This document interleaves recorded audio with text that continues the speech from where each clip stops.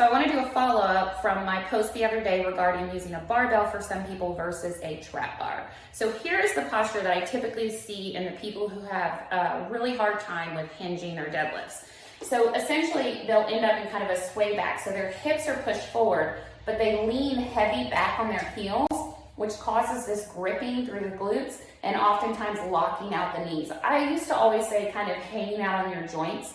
And that's almost what it is. I'm just like hanging out on my joints here. And then the sternum tends to drop down and you get sort of this forward head posture. Well, that makes it really hard to lengthen the upper part of the abdominal wall and lift through the sternum to stay nice and tall. It also makes it really hard to sit back in a hinge and open up the backside of the pelvis and all those lower glutes to allow the sacrum to tip forward. So swipe to see a couple of exercises that I think are really going to help you. Okay, for the first exercise, I want you to hop down on the ground and put your feet up on the wall for a 90-90 position. But we're going to be changing up our typical 90-90 here. So I want you to keep your back flat so your tailbone is touching the ground. We're not tucking and lifting the hips up. You're just going to stay in sort of a neutral spine. Yes, I said neutral, okay?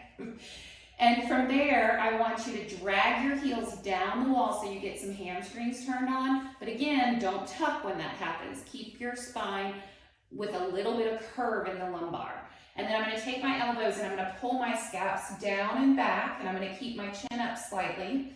And as I do that, I'm going to feel this expansion in the chest. So I want to inhale through my nose, dig the heels down.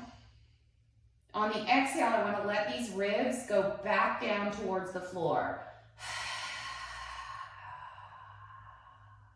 I'm going to keep them there without crunching down, keeping a little curve in my lumbar spine, pulling heels down, and take another inhale.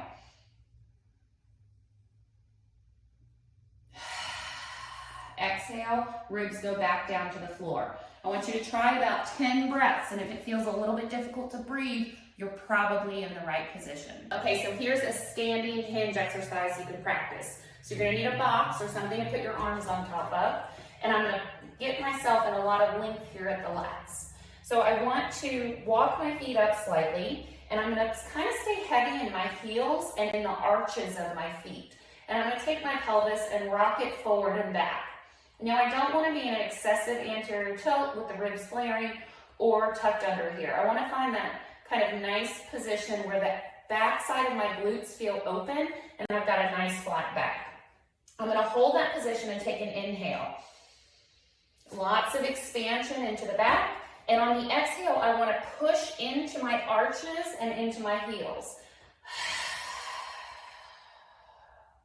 I want to let my ribs come back, and then I'm going to inhale here.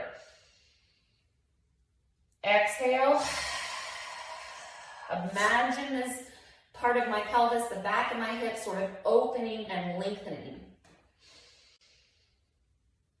Exhale, push into the arches and the heels. Give that one a try for 10 breaths, and I think you'll find that you have a lot more range on the backside.